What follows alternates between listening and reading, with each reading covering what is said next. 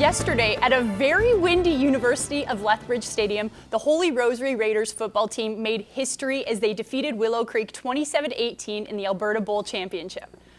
Today, they arrived back in Lloydminster to plenty of family, friends, and classmates.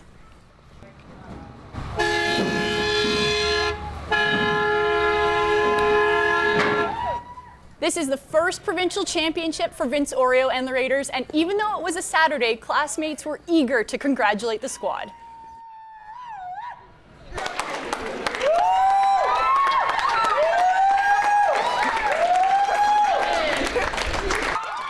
And for grade 12 linebacker Evan Russett, there was no better way to end his career as a Raider. It was crazy because it hasn't really hit you yet, but you know you won. When it actually hits you, then it starts to go crazy. I don't think it's sunk in yet. I still feel like in a dream right now. Never won a championship before of this caliber. Won a few Wheatland championships, but a provincial championship, this is the first one, and couldn't be happier. Just happy for them that their hard work paid off. All the hours in the weight room and all the amount of hours on the practice field and watching game film finally paid off. So we told them to believe in themselves and work hard, and good things will happen, and good things happen for them. So I'm just proud of them and happy that they had the result that they were hoping for.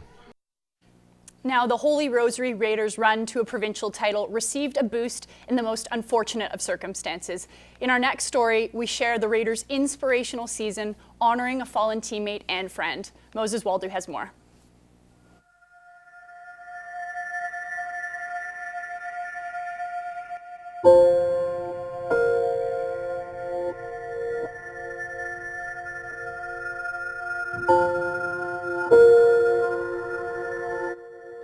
Once a Raider, always a Raider, a mantra held closely by those who played for the Silver and Black.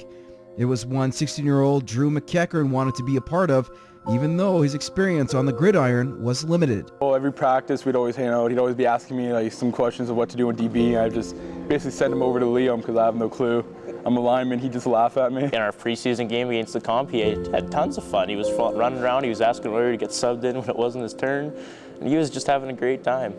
The one player I remember the most is he was real close to intercepting a pass near the end of the game against St. Mary's, and I know the kids really cheered him on for that. Being his first football experience, it was nice to see him involved.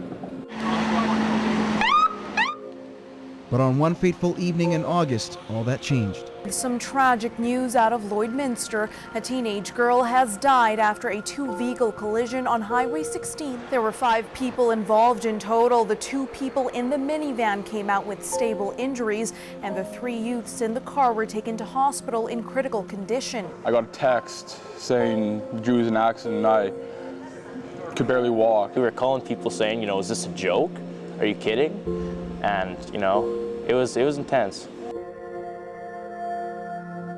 Drew was airlifted to the Stollery Children's Hospital in Edmonton. He was in a coma with severe head trauma. A month later, Drew was taken off life support. Regardless if he's an athlete or a non-athlete, when you lose one of your members of your family, school community, it's tough. We always tell kids, you have the talents to play and work hard for the kids who can't. The Raiders never forgot about their brother, wearing green tape, the designated color for brain injuries, in honor. And it seemed like Drew never forgot about his family in the championship game. We all thought, if Drew was here, what would he be saying, what would he be doing? And, it just kind of pushed us up and got that extra little bit of flair that was going in the bottom of our guts. That kicker didn't miss a field goal all year, and then he misses a field goal from 5 yards away. Drew had to have been with us that game. All games Drew's been with us, I strongly believe that.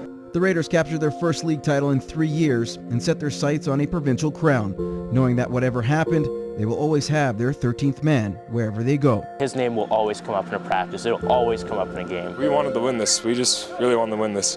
And we also wanted to win it for Drew Maceachern. Whether that's just us commemorating him or if that's him here in spirit with us and us just living on with his memory, then that's the way it is. Moses Waldo, Newcap Sports. What a touching story.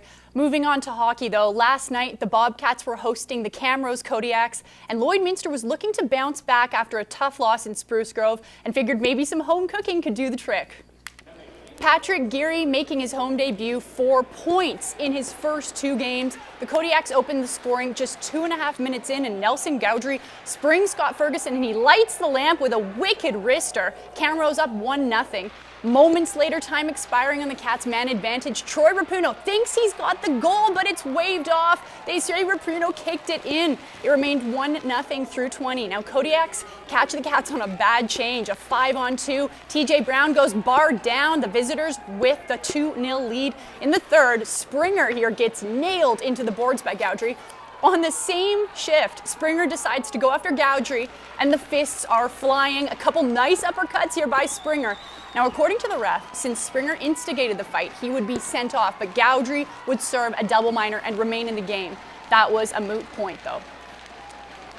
2-0 Camrose the final, and the Cats are 3-7-1 when trailing after 2 periods. And after a 9-goal performance in Grand Prairie, the goals seem to have dried up, and trips to the sin bin a big part of the woos as they played catch-up for the most part. Here's what Coach Gary Van Haraway had to say about his team's performance. I didn't think it was good effort at all. They came to play. We knew what kind of team they were. We knew what kind of game we had to play, and they're a physical team. They finished their checks, and instead of us initiating, we were happy to receive and retaliate and sit in the penalty box. We just don't want it bad enough right now. You know, like it's not that we're not as good a team or as skilled or as hardworking as them. I think it's just a mentality. You can come into the rink with an attitude that you're not going to lose, and I think it's kind of a mindset in the room right now that we're kind of just wishing wins and not going out there and taking them.